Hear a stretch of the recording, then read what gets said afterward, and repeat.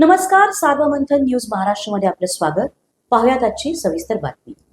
संतोष देशमुख यांची क्रूर हत्या करणाऱ्या मारेकऱ्यांना तात्काळ फाशी झाली पाहिजे. मास्टर माइंड धनंजय मुंडे यांच्यावर गुन्हा दाखल करून त्यांना अटक झाली पाहिजे. या मागणीसाठी पंढरपुरात संतोष देशमुख यांच्या मारेकऱ्यांच्या प्रतिकात्मक पुतळ्याला फाशी देऊन आंदोलन करण्यात आले. संतोष देशमुख आणि सोमनाथ सूर्यवंशी यांची ह्या राज्यामध्ये निर्घृणपणे हत्या केली जाते. एक शासनाच्या पोलीस अधिकाऱ्यामार्फत होती आणि एक बीडमधील धनंजय मुंडे यांच्या गुंडांच्या कडून जी संतोष देशमुखची हत्या झालेली आहे ती क्रूर प्रणालीची पण म्हणजे क्रूर आणि अतिक्रूर हत्या केलेली आहे. त्याचे फोटो जेव्हा बाहेर आल्यानंतर ह्या महाराष्ट्रातील सर्वसामान्य माणसा आणि महिलांसाठी हळहळ व्यक्त केली महिलांनी सुद्धा.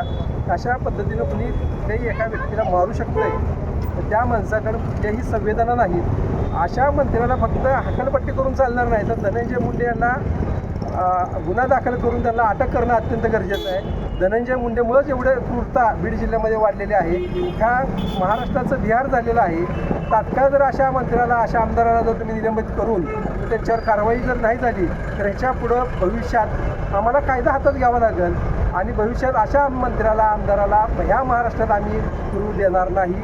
जशाच तसं उत्तर देण्यासाठी ह्या महाराष्ट्रातील शिवभक्त शंभूभक्त तयार आहेत. त्यामुळं जर तुम्ही कायद्याचा आणि शासनाचा सरकारचा आधार घेऊन तुम्ही सर्वसामान्य समाजकार्य करणाऱ्या लोकांना जर अशा पद्धतीनं जर मारत असाल, तुम्ही खंडण्या गोळा करत असाल तर तुम्हाला ह्या पुढं भविष्यात महाराष्ट्रात काय बीडमध्ये सुद्धा आम्ही करू देणार नाही. तुम्ही भ्रमात राहू नका. तिथं आलं तर तिथं तुम्हाला चिरडून टाकण्याची धमक ह्या महाराष्ट्रातील शिवभक्तामध्ये आहे. त्यामुळं ह्याच्या पुढं अशा काही प्रकार घडता कामा नये. यासाठी गृहमंत्र्यांनी तात्काळ उपाययोजना केल्या पाहिजे. तुमच्या भ्रष्ट मंत्र्याला भ्रष्ट आमदाराला तुमच्या पार्टीतनं पक्षातून काढून टाकलं पाहिजे. हे असले लोक जे गुंड प्रवृत्तीचे आहेत ते ह्या महाराष्ट्रामध्ये त्याला खतपाणी देण्याचं काम आजपर्यंत सरकारमधल्या मंत्र्यांनी केलं ना आत्तासुद्धा तेच करतात. तर जर भविष्यात जर अशी लोक जर तयार व्हायची नसतील तर सरकारमधल्या मंत्र्यांनी मुख्यमंत्र्यांनी कुठं तर या गोष्टीला म्हणजे आळा घालणं गरजेचं आहे. सार्वमंथन न्यूज महाराष्ट्राला लाईक करा, शेअर करा, सबस्क्राईब करा.